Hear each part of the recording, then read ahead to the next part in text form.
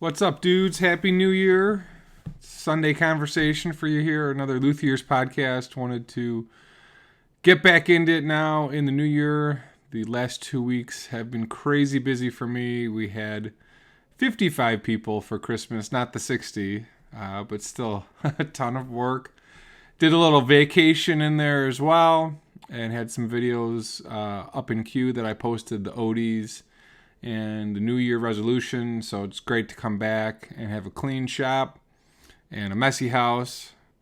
Also got to watch the Vols come back victory, which was pretty cool. We were driving back that night. My son was watching the game, and we actually hit Chattanooga as they won. So that was pretty funny to walk in with my son and his Tennessee stuff ablazing, smiling.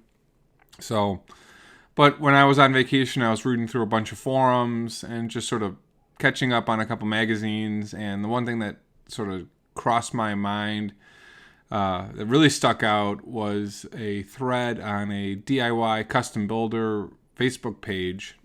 And it was the guy taking a return because the client had went over the guitar finish with a UV light and found some solvent pop and was looking for flaws to get out of the guitar. And I went back and forth a little bit with the guy and just kind of felt his pain because I've been there as well. So this is a video for you guys that are sort of in between doing this full time and becoming more than just a hobby. So as you're starting out, obviously build guitars for yourself. Learn how to do setups, learn how to change pickups, learn how to just screw around with your guitar. Then get into building your guitar, building yourself a couple of guitars. I'd say like 7, 8, 9.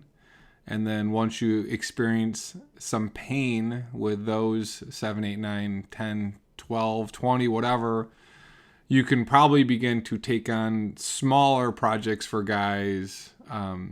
If you really get into it, you can begin to start pushing stuff out, I'd say after about 30, pretty consistently, 30 sort of projects that you work through. At least that's how I kind of got to it. Once I got to about 30 builds in my first 2 years, I then picked up a contract to build for a dealership in Cleveland. And then I started cranking out, 200 bodies or something like that. I don't even remember. This was before eBay and the internet really exploded. But I picked up a couple of guys and I would ship sort of bodies on a contract, and that worked out really well for me. But the big thing is, as you get into that next step, is make sure your prices are fair for your experience. Make sure you're doing things that are on the up and up. And as you're sort of speaking with clients, don't just do it via email. Talk to these guys.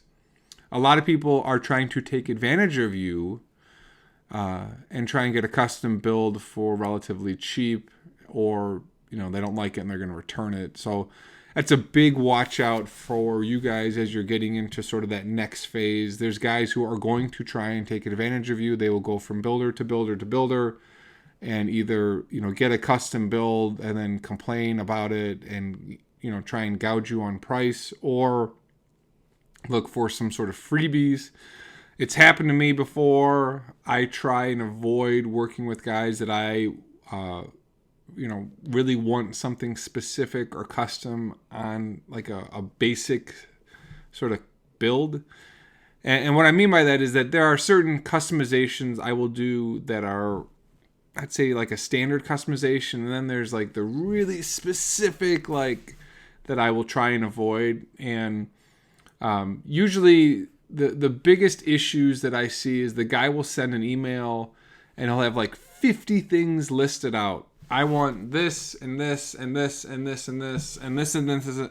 Even before like you have a conversation, and you're like, ugh, this is going to be a nightmare.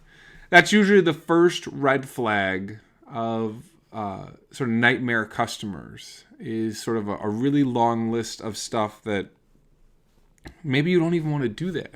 I mean, I basically have a run of custom guitars I'll do for guys that I know, that I've worked with for a while, I'll do sort of custom parts, custom builds, part outs or whatever. I'll build the body or I'll build the neck. I have a bunch of guys that I do that for, which is why you see a bunch of projects of me filming things.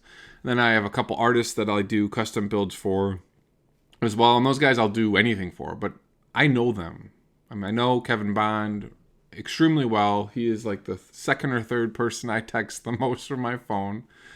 I know Justin Johnson incredibly well. A couple other guys that you don't know that are session players in Nashville that, will do stuff. And if I screw something up, I'll eat it. But it's because I've already built 4 or 5 guitars for these folks. And, I want to get them the best product I can.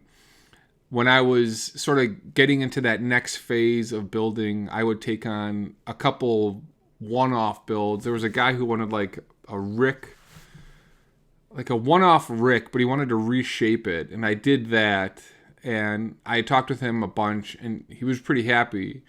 But I got to know the guys before I even started building. And so all of us have sort of YouTube channels or Facebook accounts or Instagram accounts. I think that the biggest thing is to, number one, avoid building over your skis. So if you can't do it or you haven't done it, don't do it on a client's first guitar. That's a terrible idea.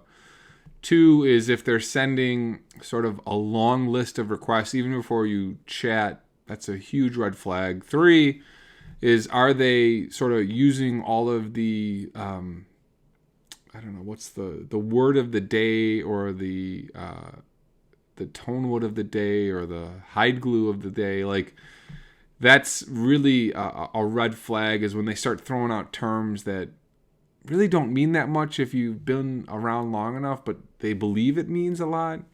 Like, oh, this has got to be old growth such and such with hide glue and this type of binding. And I'm like, well, that's binding is binding. Like,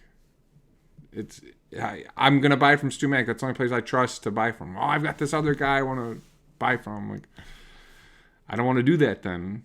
So, like, you've got to stay within your lane of comfort. You got to make sure that you actually have conversations with folks. I've got a 58 Deluxe restore coming, and I've talked to the guy twice. I will film that video when it comes, and I'll do sort of an intro. But, we went back and forth. The guy broke the neck, and it needs to be replaced, and then he wants it rebuilt, and that's an awesome project. And the guy saw my restore work, and he's like, I feel comfortable that you know what you're doing. I'm like, yeah, I kind of know what I'm doing. And, you just got to have these conversations. You got to do some emails. You got to do some texts. You got to sort of feel each other out before you get into the build. And then, you want to price yourself so that people are comfortable with what they're paying. In the thread of the guy using the UV light, it's just, it's heartbreaking to put in a lot of this time and effort. And, there's a piece of solvent pop or something that, you kind of control, but in some ways you don't. We're all garage builders to some degree. And, we don't have German engineered clean rooms like they do for cars. And we don't have spray setups like the big guys. So when you find things that are off, it's like setting those expectations is really key. And you do that in those conversations. And when you get to like this sort of happy medium between what you can do and what the guy's expecting, that's when I would say go ahead and start building that guitar.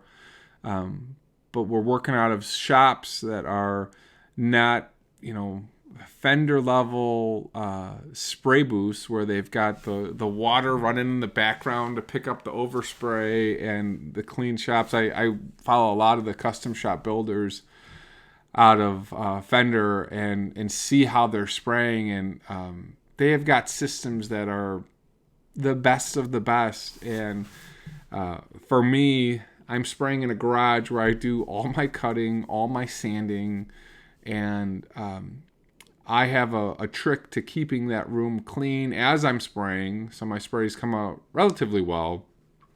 But But what I like to do is, I won't sand or cut for a day. I'll then blow out the full garage with a blower. I then have a squirrel cage fan that I run for about an hour that pushes all the air out. So then that next day when I come in and spray, I know all the particles and stuff are out of the air, and I don't open the garage. I put the first coat on, get all the stuff set up, and I'm usually really, really clean at that point. When I'm doing some spot repairs, it's a little bit messier sometimes. But you've got to set that expectation of what you're doing. I mean, we don't all have the room for spray booths. Now, there are guys, and as you get into sort of doing full-on builds, as your full-time job, you will actually have a dedicated, build-off room with a full spray booth. And then you're making a significant step. But if you're a hobby builder and you're building on the side, just set expectations with folks. Talk to them on the phone. If someone's sending you a long email, most likely you don't want to take that on. And I have some personal opinions on different personality types and people in certain jobs that you may want to avoid as clients because they have, I'd say, some very picky ways of looking at things. So that's just a couple of tips for you guys as you're trying to sort of get over that hump, who you want to take on, who you want to not take on. The really specific folks asking for specific things, like I need it to be 0.9 thick. I'm like, well, I'm doing it by hand, and it'll be really close, but it may be a hair thicker or thinner.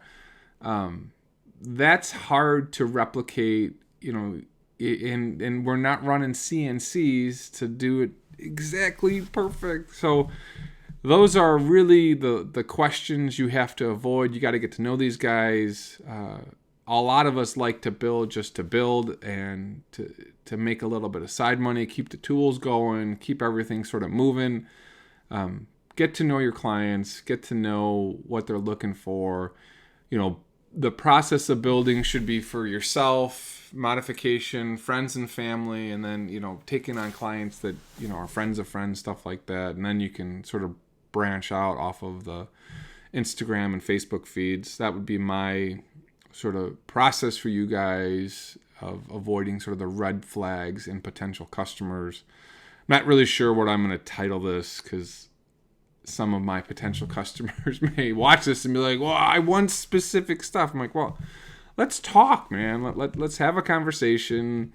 I really avoid just taking on projects at this point because I want to really find videos. I really want to find projects that are interesting to me and that'll be good videos for you guys. A lot of sort of, hey, can you build me a body like this? Can you do that? I don't do those anymore. The last 2 guitars I've completed, actually the last 3 I've built for myself, other than the double neck and the stuff that I've got for Justin. And I guess that's a whole different process. But just be very careful, have conversations with folks, get to know them. And, the way I charge my pricing is half up front, half at delivery. If you get in a really significant fight with folks, at least you've got some money in. But if they're really that unhappy and they're going to cause a big stink, just get the guitar back, give them their money back, and give the guitar to a buddy or a friend or something. That's sort of the best way to avoid any conflicts. You can build for a guy, get it all done, do everything that he wants, and then he can still go out there and trash you on Instagram or Facebook or whatever. And it's really unfortunate when it gets to that point, and I try to never even get to that point. I will immediately take stuff back if people aren't happy. I stand by my work, I stand by my skill set, and if someone's unhappy, I will immediately offer them a full refund and give the stuff back. Like I don't play games. I don't need to deal with that. If you're unhappy, just take it back. So don't dig your heels in is my last piece of advice here. A little bit more rambly today, but just a couple red flags to avoid as you're building for guys, and enjoy the new year. Think about that as you're getting out there and posting your stuff. Make sure you spend almost, I'd say, 15-20 minutes getting to know folks, half hour through all the different channels of communication before you build their dream guitar, and spend all their hard-earned money and just get to know folks. Usually when you get to know someone, you'll know right away if this is something you want to do. And the other thing is set realistic timelines, and don't overburden yourself to get something out. As soon as you start rushing stuff, you're going to get in trouble, which is where I've gotten in trouble, which is why I did that sort of New Year's confessions for myself. So, all right, guys, we were about 16 minutes. That was sort of the rambling that I had learned from the trip and from sort of reading some threads. So I have a list in there as you're watching. I'm not sure how many of you guys will get to the end here, but thanks for watching. Enjoy your Sunday, and we'll talk to you later.